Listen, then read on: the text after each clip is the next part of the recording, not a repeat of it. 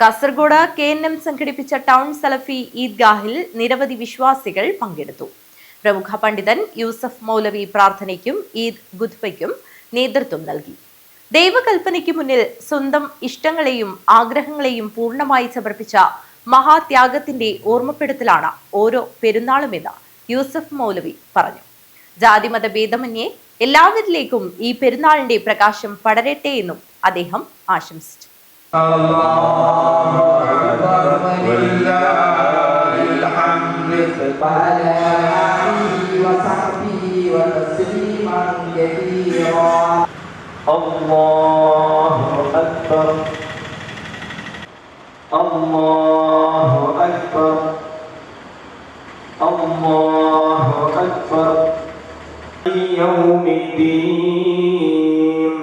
إياك نعبد وإياك نستعين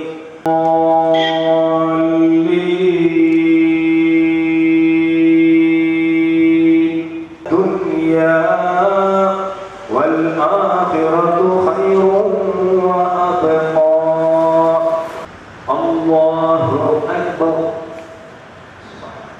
سمع الله لمن حمده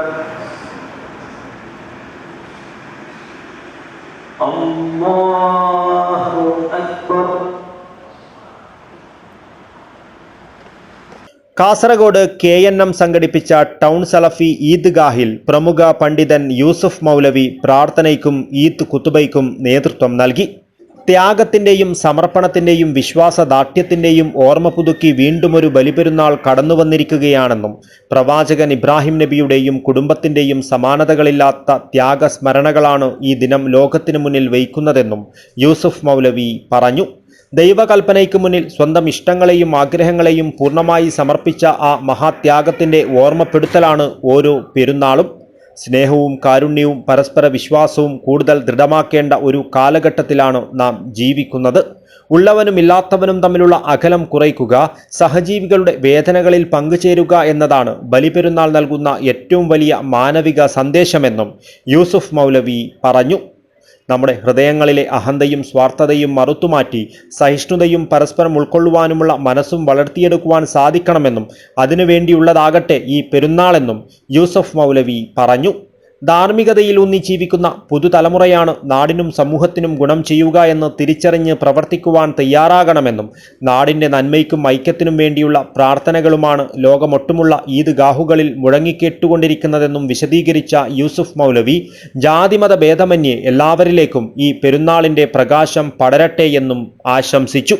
റസൂലുള്ളാഹി സ്വല്ലല്ലാഹു അലൈഹി വസല്ലമയാണ് ലോകത്ത് മനുഷ്യത്വത്തിനും മനുഷ്യ സഹോദരത്തിനും മാനുഷിക ഏകീകരണത്തിനും മനുഷ്യ സ്നേഹത്തിനും യാതൊരു വൈജാത്യങ്ങളോ വ്യത്യാസങ്ങളോ ഇല്ലാതെ തുറന്നു പ്രഖ്യാപിച്ച മഹാനായ നബി കരീം സല്ലല്ലാഹു അലൈഹി വസല്ലമ അവിടെ വെച്ചുകൊണ്ട് പ്രഖ്യാപിച്ചു, ഇതാ ഈ കൂടിയിരിക്കുന്ന അറബികളെ 1,20,000 വരുന്ന സഹാബത്തിന് മുൻനിർത്തിയും കൊണ്ട് അറബികളാകുന്ന അവരെ മുൻനിർത്തിയും കൊണ്ട് മുഹമ്മദ് നബി പറയുകയാണ്, ഇതാ അറബികളാകുന്ന നിങ്ങൾക്ക് അനർബിയേക്കാൾ ശ്രേഷ്ഠതയില്ല, വെളുത്തവന് കറുത്തവനേക്കാൾ പോരിശയില്ല.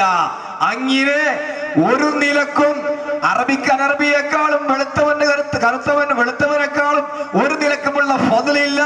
ശ്രേഷ്ഠത ദൈവനിഷ്ഠയിൽ മാത്രമാണ്, ധാർമ്മിക നിഷ്ഠയിൽ മാത്രമാണ്, അള്ളാനെ ഭയപ്പെടുന്ന കാര്യത്തിൽ മാത്രമാണ്.